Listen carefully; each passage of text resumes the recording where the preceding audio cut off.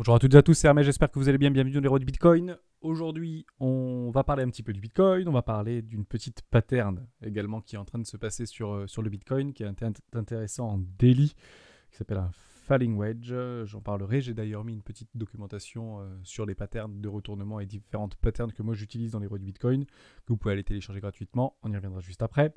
On va parler du petit flash crash de liquidité ou des stops évidents qui s'est passé hier soir vers 10h, 10h30 je crois. On en a parlé sur le Discord. Vigilance bien entendu, on va en reparler juste après. On parlera aussi d'une petite news sur le Salvador qui est passé, comme ça permettra en fait de compléter mes analyses psychologiques que j'ai pu faire sur les 20 premières vidéos.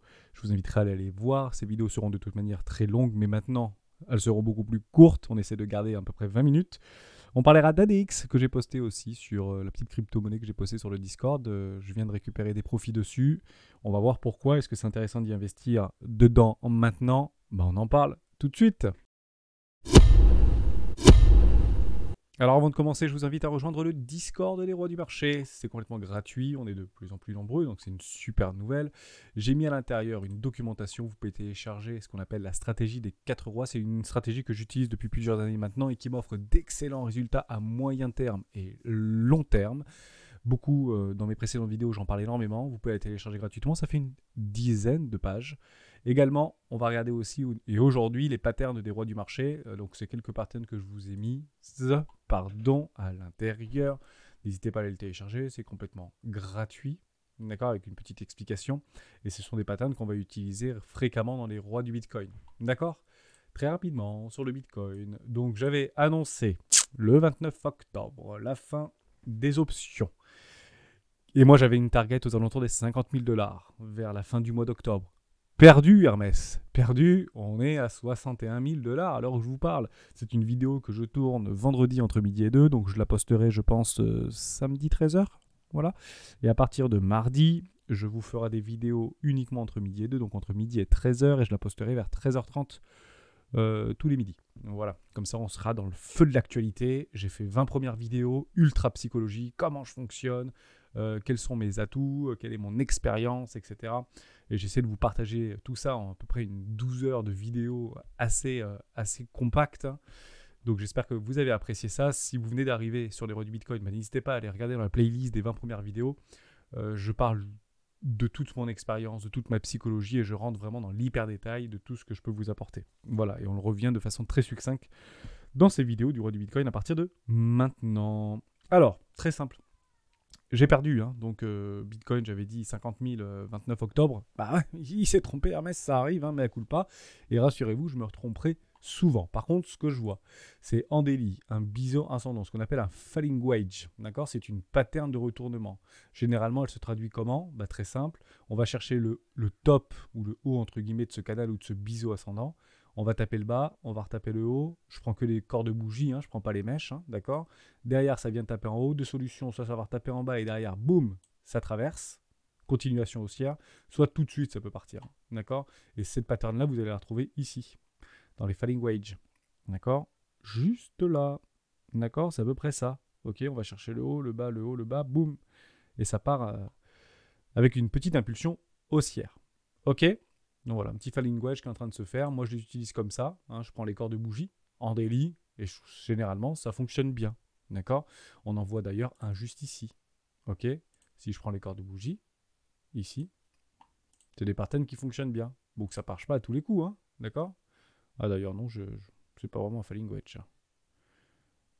Ça, c'est plutôt un canal. Je ne sais plus comment ça s'appelle.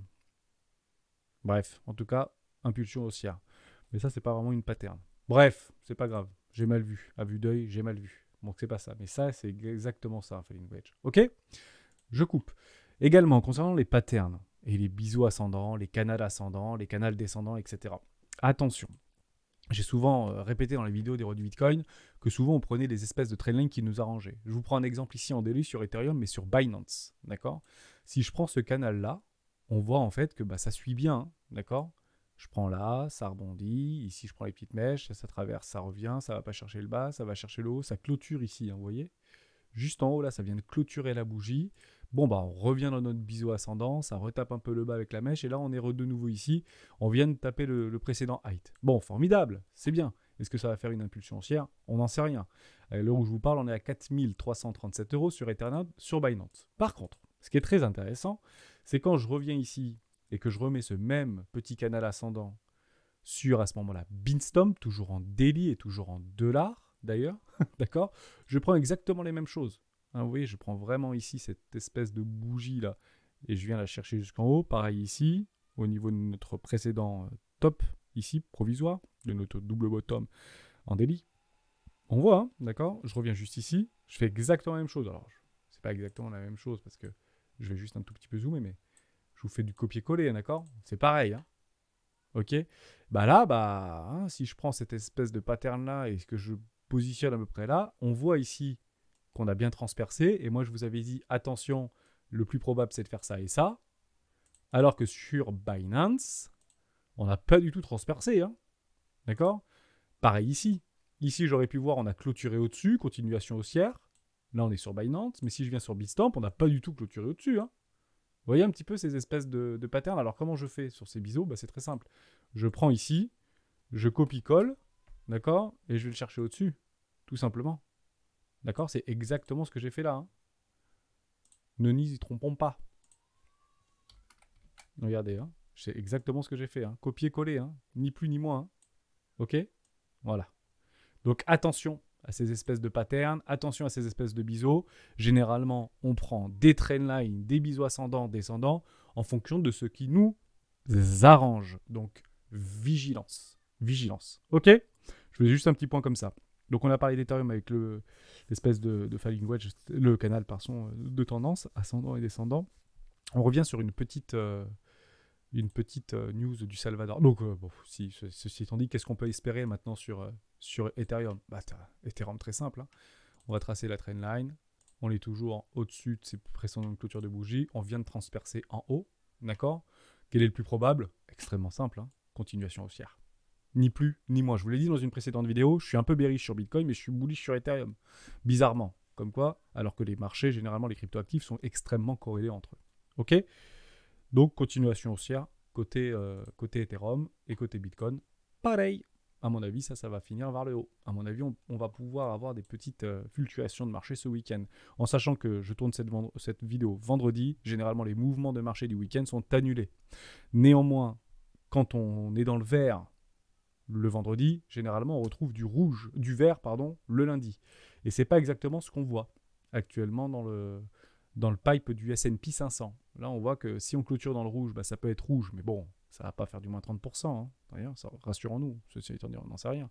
Mais si on finit un peu dans le rouge, bah, malheureusement, on aura peut-être un lundi rouge. Par contre, si on finit largement dans le bleu ou dans le vert, pour vous, bah,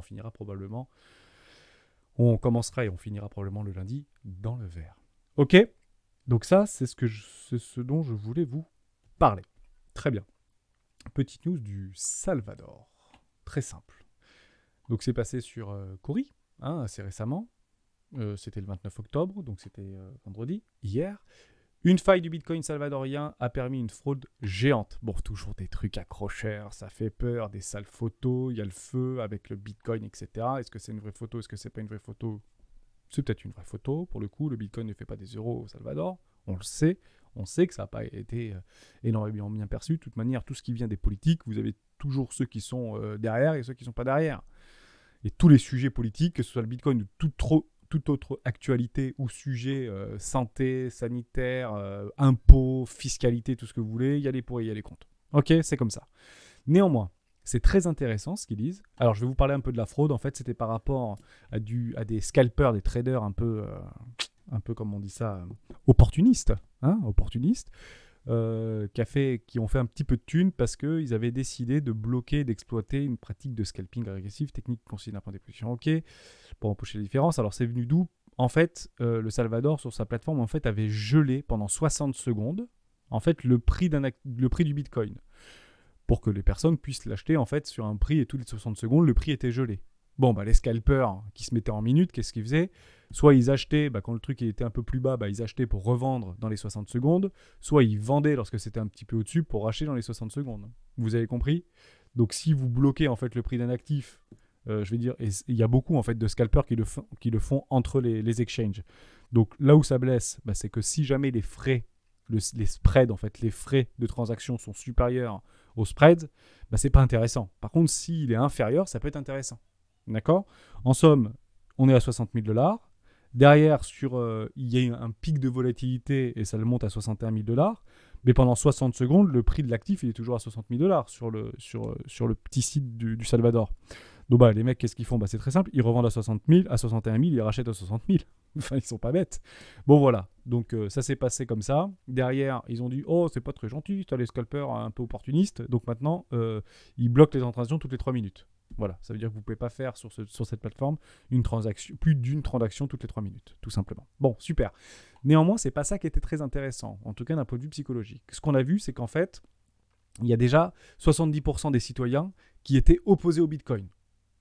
Bon, c'est quand même pas rien. 7 habitants sur 10, c'est quand même énorme. Bon, ils n'étaient pas vraiment dedans. Par contre, on voit aussi qu'il y avait 3 millions de Salvadoriens qui ont téléchargé le portefeuille Chivo, donc j'imagine le truc du gouvernement, pour profiter des 30 $. D'accord ? C'est pas forcément pour dire c'est génial, c'est super, on va l'utiliser. C'est juste pour récupérer les 30 $ qui étaient offerts par le gouvernement à l'ouverture du compte. D'accord ? Et on voit également que 93% des entreprises du pays affirment n'avoir jamais reçu le moindre paiement en Bitcoin. C'est énorme. C'est énorme. Donc qu'est-ce qu'on voit ? Le Bitcoin, bon, pas vraiment à acclamer les bras ouverts. La question, c'est si vous pensez qu'en France, le gouvernement met en place un portefeuille de crypto pour dire que le Bitcoin est légal en France, est-ce que vous pensez que ça va être la hype ? Est-ce que vous pensez que 90% des Français vont être heureux ? Mais pas du tout. Ça fait 10 ans qu'on nous bassine avec le Bitcoin, comme quoi c'est un actif volatile, que c'est dangereux. Notre banquier nous interdit d'acheter des Bitcoins avec notre carte bancaire qui craque sur Binance, FTX, Bittrex, Bitfinex, etc. Ne pensons pas que demain, si le Bitcoin est une monnaie légale en France ou en Europe, qui sait, ça viendra peut-être, mais que ce soit bien pris. Aujourd'hui, ce sera extrêmement mal pris par, je pense, plus de 70% de la population. Okay ? Donc ça permet de nous remettre en perspective d'un point de vue psychologique pour savoir si oui ou non le Bitcoin a encore de l'avenir. Ben évidemment, pour moi, il a de l'avenir. Alors soit il sera complètement illégal dans tous les pays occidentaux, etc. Et là, à ce moment-là, on aura d'autres chats à fouetter ou d'autres soucis à se faire. Mais aujourd'hui, dans le no man's land des crypto-monnaies et des crypto-actifs, même si Biden en fait, a mis en place au sein de son administration une étude, enfin comme tous les ans, quoi, pour mettre en place une régulation pour le Bitcoin et sur les cryptoactifs, comment ça pouvait être fait. Bon, c'est tous les gens la même chose. Tous les présidents l'ont fait, et ce depuis 2010 ou 2013. Donc c'est pas quelque chose qu'il faut avoir, c'est pas en ça qu'il faut avoir peur.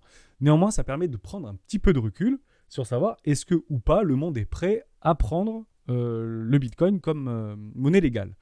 Et bah, ce qui est super intéressant, c'est quand on utilise un pays comme le Salvador, qui a, me semble-t-il, 6,5 millions d'habitants. C'est tout petit, c'est même pas 10% de la France. D'accord ? C'est 10% de la France.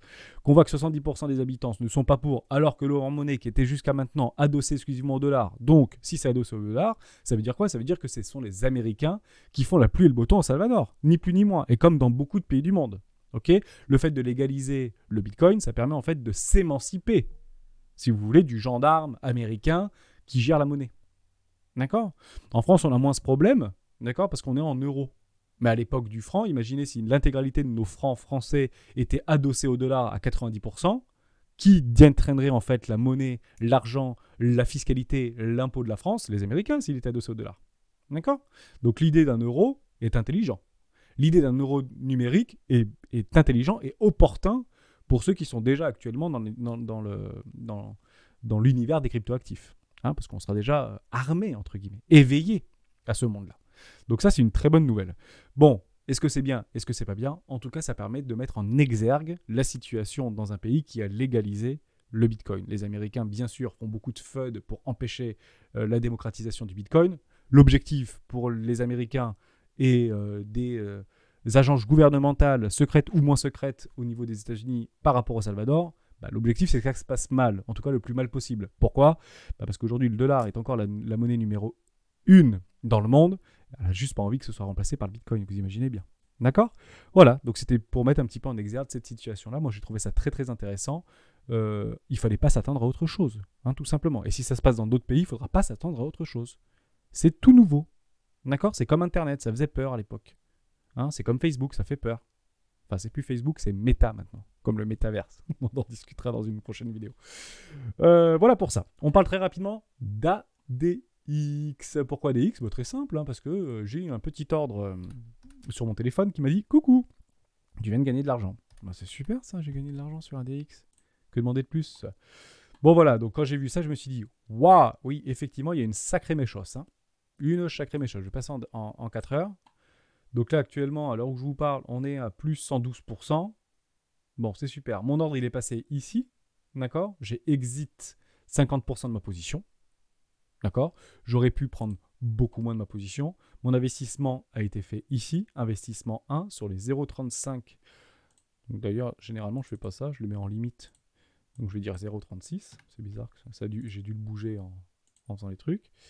Donc, je l'ai pris ici à 0,36, grosso modo. Et il a été fil ici. Donc, j'avais plus 300%. Félicitations, MS! Félicitations!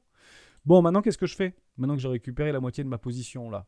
Peu importe le montant, hein, c'est pas important. En tout cas, 300%. Super.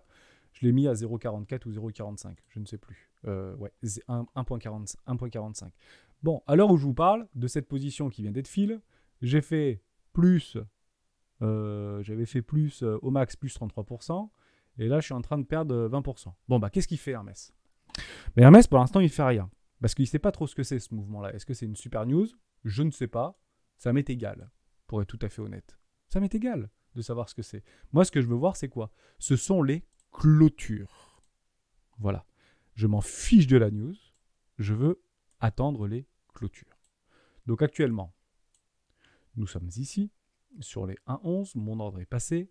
Ma position est gagnante. Terminé, au revoir. 300%, c'est pas rien d'ailleurs. J'ai bien gagné. Bon, maintenant que c'est gratos, qu'est-ce qu'on fait? On rachète maintenant? On rachète ici? Non. On attend qu'on rachète ici? Non. On rachètera ici? Non. On rachètera la TH? Mais non. On attend. On attend. Et qu'est-ce qu'on attend? Une possibilité de revenir ici. Et au moins, on se demanderait, on ira voir, mais qu'est-ce que c'était bien que ce truc-là? D'accord? Soit on redéplace la valeur. À ce moment-là, on consolide sous une zone de rechargement de vente moyen terme, éventuellement venir ici, déplacer la valeur et repartir à la hausse. À ce moment-là, Hermès, est-ce que tu re-rentres dans ADX? La réponse est non. Je ne reviens pas dans ADEX, ça ne m'intéresse pas. Ou, à ce moment-là, le cours fait ceci. Est-ce que je rachète? Non, c'est gratos. J'attends, je suis patient. Par contre, si ça vient à casser ici et repasser en dessous de mon investissement 1, éventuellement casser ce précédent lot, là, j'irai voir ce qui se passe.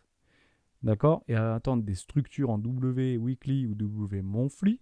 À ce moment-là, reprendre un ordre ici au niveau de mon investissement, ça peut être intéressant. Ça pourrait être à ce moment-là intéressant. Mais actuellement, je ne touche à rien. Je ne touche à rien. On voit un pic de volume acheteur assez délirant. Ici, on voit que l'OBV a poussé, donc c'est des grosses baleines cachettes. Pour faire ce genre de choses, je vous assure tout de suite, ce n'est pas des petits qui font ça. On voit que l'OBV a éclaté. La question est de savoir où ça va clôturer. Patience, on en reparle dans 3 jours ou dans 4 jours. Ok? On verra qu'est-ce que ADX fait. Ok? Par contre, maintenant, si vous voulez investir dans ADX, est-ce qu'il faut acheter le couteau là quand il retombe ou est-ce qu'il faut acheter le couteau quand il monte? Non. Non, attendez. Attendez éventuellement que ça continue dans ma zone éco là, dans ma classe éco, que ça commence à reconsolider ou un tout petit peu. Pourquoi pas prendre un nouveau pic, un nouveau pump and dump ou aller voir ailleurs, tout simplement. Voilà pour ça. Il y en a plein, des petites crypto-monnaies qui ressemblent à ça actuellement. Allez, rejoignez-nous sur le Discord et j'en partagerai 5 ou 6 dans les 3 prochains jours qui ont ce type de configuration et qui, pourquoi pas, vont pumper. Je finis juste sur 2 choses. La première chose, c'est au niveau de notre Coinalize par rapport à cette petite mèche-là. Vous la voyez, cette petite mèche qui s'est passée hier soir?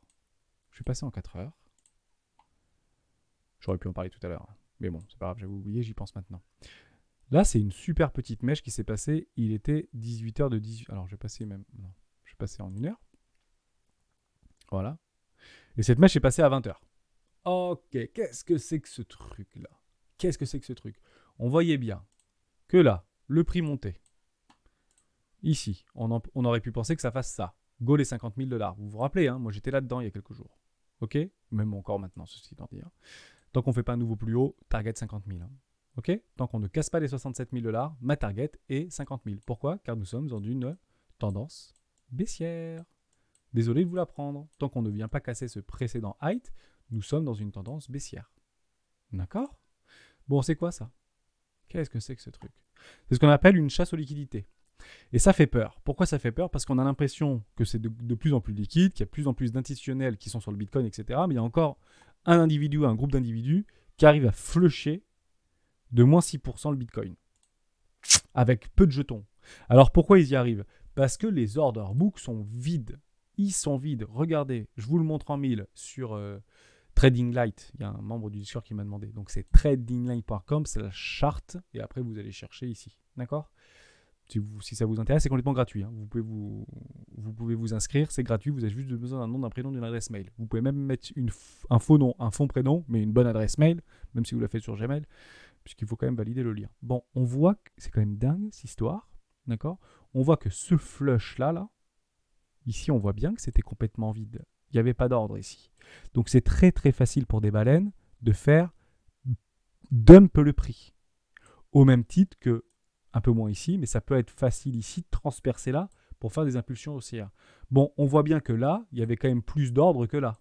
Donc, pour les market makers qui, eux, sont payés pour aller chercher de la liquidité et exécuter des ordres, est-ce que c'était pas plus intéressant, j'efface, est-ce que c'était pas plus intéressant pour eux de faire flusher ici, de fil quelques ordres ici, on voit bien que c'est venu s'arrêter là-dedans, là, dans cette espèce de gros amas d'ordres. Ok? Et on peut les compter, les trucs, si je passe ma petite... Combien là-dedans? Hop. Est-ce que j'ai ma petite loupe? Voilà. Bon, grosso modo, voilà, 17 bitcoins, 18 bitcoins, 20 bitcoins, 17 bitcoins. Enfin, il y avait peut-être, je sais pas moi, 500, 600, peut-être 1000 bitcoins qui attendaient là-dedans, là. Et le prix s'arrête là. Bon, si ce serait pas arrêté là, bah, il aurait pu éventuellement arriver là. Il y avait un gros paquet d'ordres. Et tout ça, c'est un gros paquet d'ordres. D'accord? Donc, on voit que ça a été fil. Ça se découpe.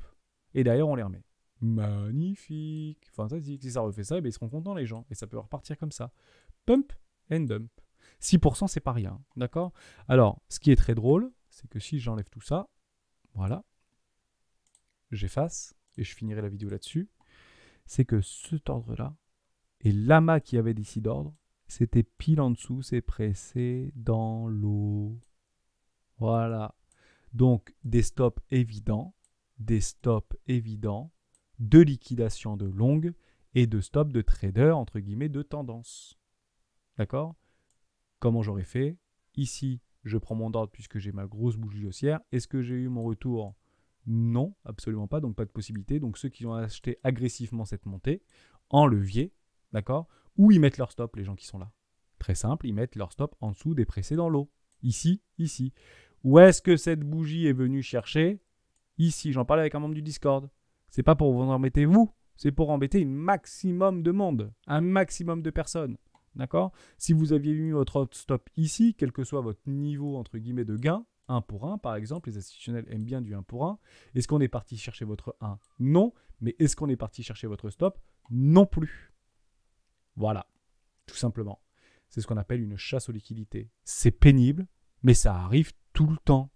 Ça arrive tout le temps sur le Bitcoin. Tout le temps. Il y a des personnes qui ont beaucoup de Bitcoin et qui font à peu près ce qu'ils veulent. Sur des time frames assez faibles, ce qu'ils veulent. D'accord? Donc, les market makers qui ont fait ça ont peut-être vendu et racheté tout de suite leurs ordres. C'est pas grave, ils sont illimités. No way. Aucun problème. Ils ont beaucoup de liquidités. Beaucoup de Bitcoin. Voilà, pour ça. J'espère que ça vous a plu. Donc, vigilance. Ne mettez pas, si vous êtes trader de tendance ou trader court terme ou des traders, ne mettez pas nécessairement vos stops sur des niveaux de stop évidents.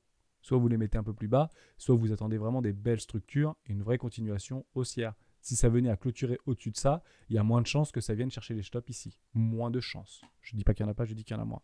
Merci à toutes et à tous d'avoir suivi cette vidéo jusqu'au bout. On se retrouve demain dans les rois du Bitcoin.